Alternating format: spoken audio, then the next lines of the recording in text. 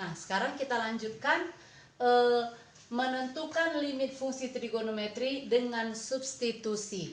Menentukan limit fungsi trigonometri dengan substitusi. Kita lihat langsung saja ke contoh soal kita ya.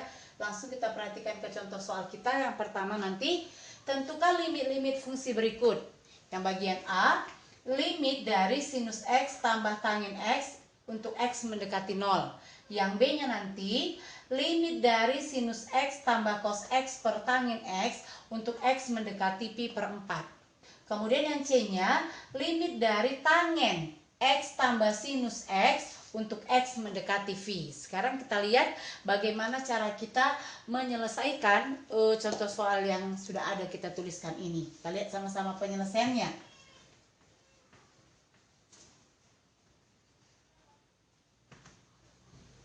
Nah, kita lihat satu persatu yang bagian A tadi.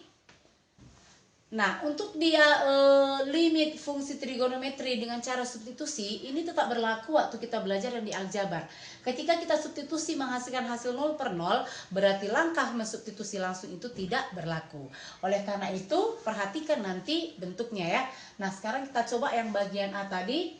Limit X mendekati 0, tadi dari sinus X ditambah tangen X.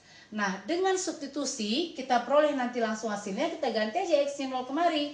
Berarti ini kita peroleh sinus 0 ditambah tangen 0. Sehingga kita ingat, sinus 0 hasilnya adalah 0 dan tangen 0 juga hasilnya adalah 0. Sehingga 0 ditambah 0 menjadi 0. Hasil dari yang bagian A itu adalah 0. Sekarang kita lihat lagi kembali sama-sama yang bagian B. Itu limit dari sinus X tambah cos X per tangin X untuk X mendekati pi per 4 tadi ya. Limit dari sinus X tambah cos X dibagi dengan tangen X untuk X mendekati pi per 4. Dengan cara substitusi langsung tadi, kita lihat kita substitusikan langsung. Berarti kita ganti aja nilai X kita itu adalah pi per 4 kemari.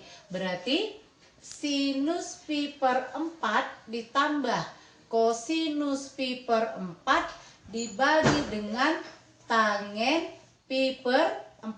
Sehingga kita cari hasilnya sinus pi per 4. Sinus pi per 4 itu sama dengan setengah akar 2 ya. Setengah akar 2 ditambah cos pi per 4 juga setengah akar 2 dibagi dengan tangen pi per 4 itu adalah 1. Sehingga kita dapat hasilnya, kita perhatikan setengah akar 2 ditambah setengah akar 2 itu menjadi 1 akar 2. Dibagi 1 berarti hasilnya adalah akar 2. Itulah dia penyelesaian yang bagian B. Sekarang kita lihat yang bagian C. Yang C kita limit dari tangen X ditambah sinus X.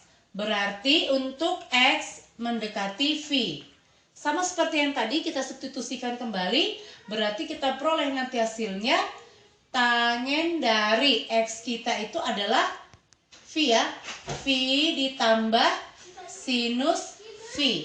Berarti tangen dari V ditambah sinus Pi. Sinus Pi itu kan sama dengan 0 ya. Sinus Pi 0 kita tuliskan. Sehingga kita dapatkan adalah tangen V. Ingat, tangen V itu hasilnya berapa ya? Tangen V, tangen 180 derajat.